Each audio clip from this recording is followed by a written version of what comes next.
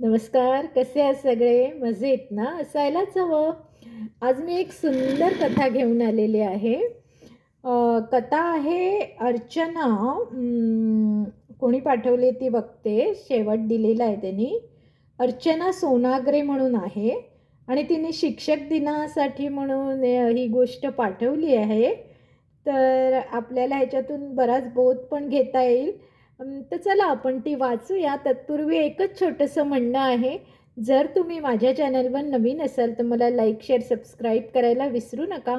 आणि माझं एक दुसरंही चॅनल आहे जे @troop986 म्हणून आहे.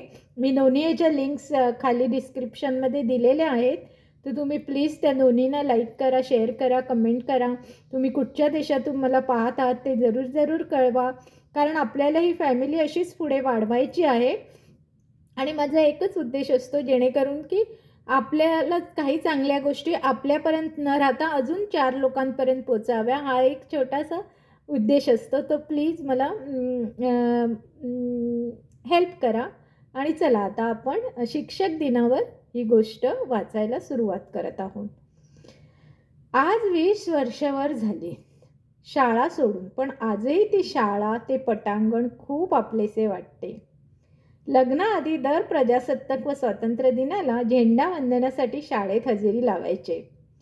आता ते शक्य नाही, म्हणून मग जेव्हा केव्हा कोरोडीला जाते तेव्हा माझ्या प्रिय तिथे असताना अप्रिय होती ती वेगळे, विद्या मंदिर शाळेत एक चक्कर नक्कीच मारते. तेव्हा आठवते ती धमाल, मौज मजा, मस्ती आणि शिक्षकांची उडवलेली टिंगल. काय करणार, आमच्या वर्गाचे नावच होते म्हणजे 3ऱ्या दर्जाचा वर्ग. सगळी उन्हाळ मंडळी आमच्याच वर्गात अवतरली होती. 8वी ते 10वी सर्वच शिक्षकांना रडवले. आमच्या वर्गातील मुलांनी, मी नाही, मी फार बुजरी होते त्यावेळेत, हसण्या वाचण्यापासून दुसरे काही करण्याची, बोलण्याची हिंमत नव्हती आपल्यात. मुलांचे तर जाऊ द्या, पण मुलीही काही कमी नव्हत्या.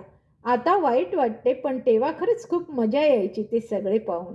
म्हणून आज आत्ता या क्षणी मी माझ्या सर्व वर्गमित्र-मैत्रिणींच्या वतीने आमच्या सर्व शिक्षकांना त्यांच्याकडून झालेल्या त्रासाबद्दल मनापासून माफी मागते.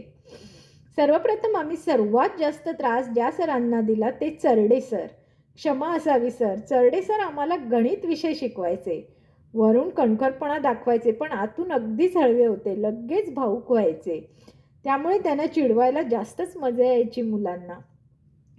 एक तलवार घ्या आणि कापा मला, हे त्यांचे ब्रीदवाक्य होते. आम्ही अगदी गंभीरपणे त्यांना सॉरी म्हणायचो, पण पुढच्याच वर्गाला परत तेच सर्व व्हायचं.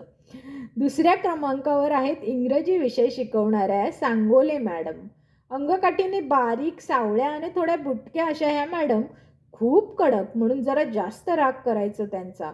कोणत्या ना कोणत्या कारणाने त्यांना सर्वच मुलं मुली घेरून टाकायच्या. एका सुरात मॅम हे, मॅम ते, मॅम असं, मॅम तसं, असा आरडाओरडा सुरू व्हायचा.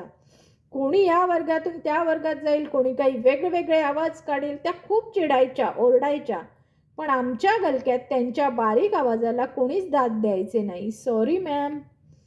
3रा क्रमांक लागतो 8वी ते 10वी आमच्या वर्ग शिक्षिका असलेल्या कुलकर्णी मॅडमचा. खूप चांगल्या, प्रेमळ शिक्षिका.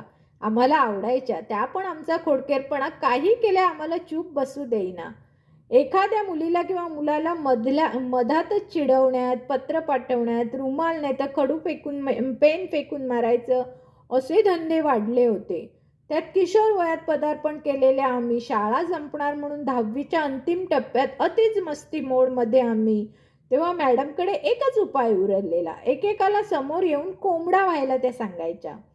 आम्ही त्या अवस्थेतही आखो में आखो इशाऱ्या करायचो. सुट्टीची वेळ होईस्तोवर एक एक करून अर्ध्यापेक्षा जास्त विद्यार्थी कोंबडे झालेले असायचे. कधी नव्हे तर शाळेच्या शेवटच्या दिवशी माझ्यासारखी शांत मुलगीही कोंबडी झाली होती. कुलकर्णी मॅम, तुम्ही खूप छान शिकवायच्या आम्हाला. आमच्या सर्व चुकांबद्दल व आम्हाला झालेल्या त्रासाबद्दल माफी असावी. आपलीच विद्यार्थिनी अर्चना सोनाग्रे. तर अर्चना सोनाग्रेंनी हा मस्त लेख पाठवलेला. यावरून आपल्याला पण आपल्या ज्या टीचर होत्या त्या आठवल्या असतील असं मला वाटतं. मला आठवते मी लहान होते तेव्हा आम्हाला बालवाडीला प्रभूबाई म्हणून होत्या.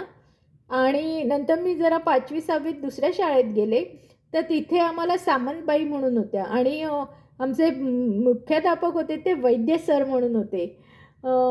तर अशा प्रकारे आपल्याही आठवणीत खूप गोष्टी असतात. जर तुम्हाला हे आवडलं असेल माझा व्हिडिओ तर मला लाईक, शेअर, सबस्क्राईब करा. बाय.